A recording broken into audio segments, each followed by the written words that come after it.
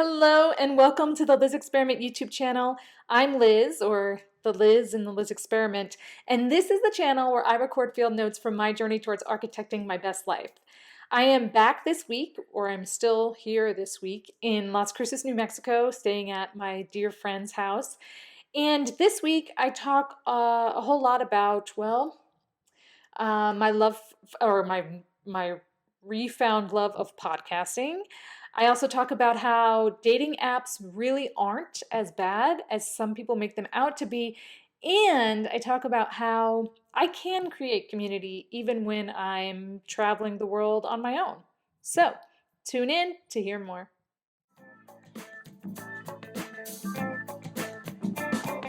Life's a foolish game. Do you ever feel the same? Well, maybe we could change. Turn the ship another way. Okay, so let's just jump right into what did I learn this week? I mentioned in the intro that the first thing I kind of remembered was how much I love podcasting. And so I'll talk more on that, on how I worked on that. But I had a few years ago, a friend of mine and I co hosted a weekly podcast called Adrift on Purpose. And every once in a while, we do a reunion episode. And so we did that this week. It'll be coming out tomorrow. There's a link to the show down in the description area. So be sure to check that out.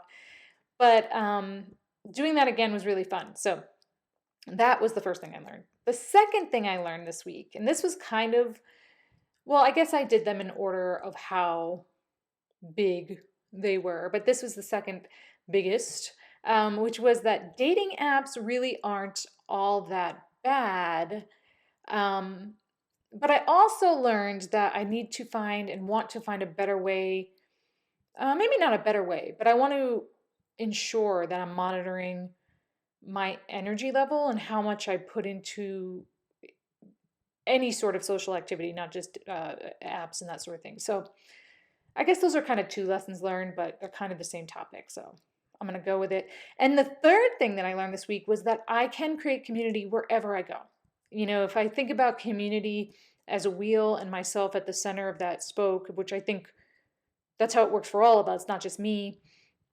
I think that it's possible to create that community, but I have to be a very active participant. And so as I move into like, okay, how did I work on these things? The first one with podcasting, it was kind of funny because I don't know if I was doing the dishes or something, and I just thought, oh wow, I haven't talked to my co-host Megan in a while, at least on air. We've talked off air.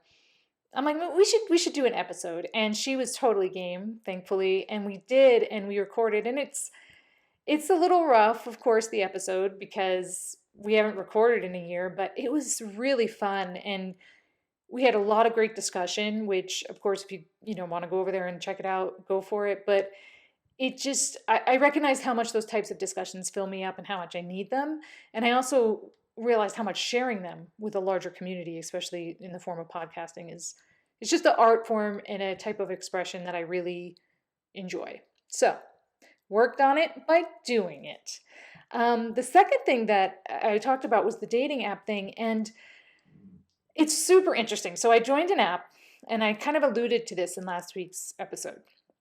And I have been meeting the most fascinating people. And it's obviously it's labeled and geared towards it's a dating app and people are out there to date and meet people romantically, but I was super open and honest about I'm a traveling person. I'm not in an area for long, and I work from home, so I want to get out of the house and meet more people and talk to them. And I've been meeting the nicest guys because of that. Now, don't get me wrong. There's a lot of jerks out there who message you, but I don't have to respond to them, and I've chosen not to respond to them. But there are some of them that have been really, really fascinating and nice, and I've been meeting up with a couple of them, and it's less about looking at it like a date for me, and I think for them too, it's more just, hey, let's get together and talk and see if we're interested in doing that again. And I just have been meeting people who I never thought I would meet in my life. And the guys I'm meeting that I choose to spend my time with have been, now, don't get me wrong, they're not all like the most amazing people, but they're pretty darn interesting, and they're helping me to have a better experience while I'm here in Las Cruces at least. So, um I'm I've just been working on doing that. And what's the funny part is telling my friends about it and them all saying, wow, we didn't see that coming." I'm like, "I know, but had to go for it." However, I say all of this, um, I should also mention it takes a lot of time because I don't want to have, or I'm not a super shallow person, not that everybody is or something like that, but so I want things to be, for me, my communication style to be very genuine because that's who I am, not just because that's who I want to come off. And so it's reminding me of my time in New York where my social calendar was always packed because not my social calendar, but my work calendar is very full. And so just adding a coffee or two with somebody else every week makes it more full. And so I've kind of been exploring or keeping an eye out on how I want to manage my time and how I want to fill it up and who I want to fill it up with.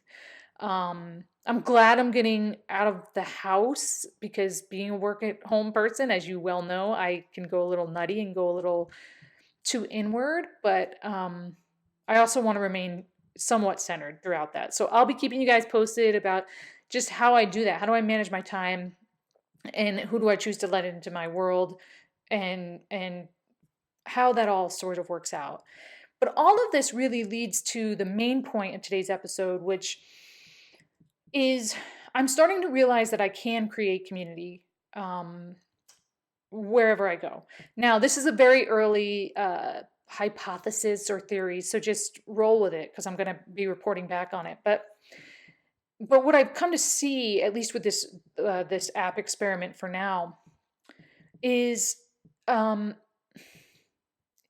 for somebody who's on the road and I live alone and I work online and I still am talking with and getting to interact with a lot of people, especially if I put myself out there. And this is a blessing. And I'm incredibly grateful for it. But what I worked on, as I said in the last part, is determining which part of that becomes my community. And to do that, I first need to say, who do I want in my life? What type of community do I want in my life? What is missing? What is not being fulfilled? For me, that's a lot of philosophical conversations. I have some friends that do that, and you guys know who you are. But and I'm not expecting to get the philosophical piece necessarily from meeting people on an app, but I could. And I met several people. Well, I met one person who's pretty in depth and can talk at that level.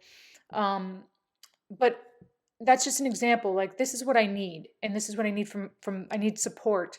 I need support in the different ideas, different outlooks. I want people who have a different life in my community, the different lifestyles, and a bunch of diversity. So those are who I want in my life.